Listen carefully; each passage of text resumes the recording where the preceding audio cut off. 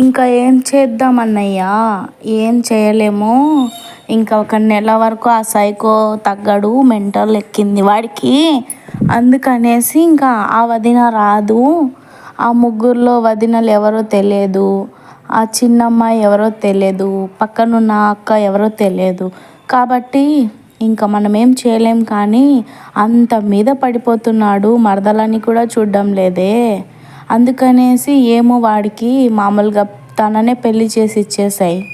ఆ లతకి ఇచ్చి పెళ్లి చేసేసాయి. ఇంకా నువ్వు వీడియోస్ తీసుకుంటా ఉండు, లత ఏం చేస్తుంది, అన్నయ్య ఏం చేస్తున్నాడు. ఇంకా లాస్ట్కి నువ్వు చెప్పేది అదే అనుకుంటున్నాను నేనైతే. ఎందుకు అనుకున్నారా? వ్యూస్ కోసము, టైటిల్ కోసము, ఇంకా సబ్స్క్రైబర్ కోసము నువ్వు ఎలాంటి డ్రామా అన్నా క్రియేట్ చేయగలుగుతావు. కాబట్టి ఇప్పుడు వాడికి మెంటల్ తగ్గడం లేదు. లతనిచ్చి పెళ్లి చేస్తున్నా అని నేనే చెప్తున్న కంటెంట్ తీసుకొని యూజ్ చేయి.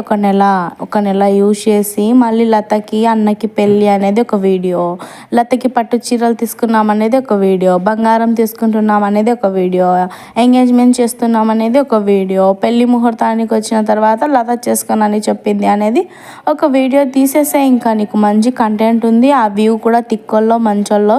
మంచి వీడియోస్కి వ్యూ ఉండదు, చెడ్డ వీడియోస్కి వ్యూ ఉంటుంది. ఇలా ఉంటే ఇంకా ఎంతమంది చెడ్డదారిలో వెళ్తారు చెప్పండి.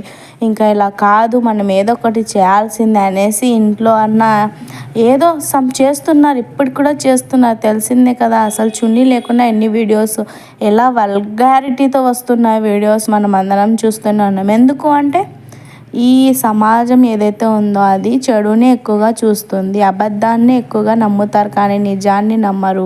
మంచిగా తీస్తే ఎవ్వరు చూడరు. ఏదో ఎవరికో 4 తిట్లించుకుంటా, వేరే వాళ్ళ మీద 4 గిల్లలు చెప్పుకుంటా బ్రతికేస్తుంటే అలా అయితే వీళ్ళందరూ చూస్తారు.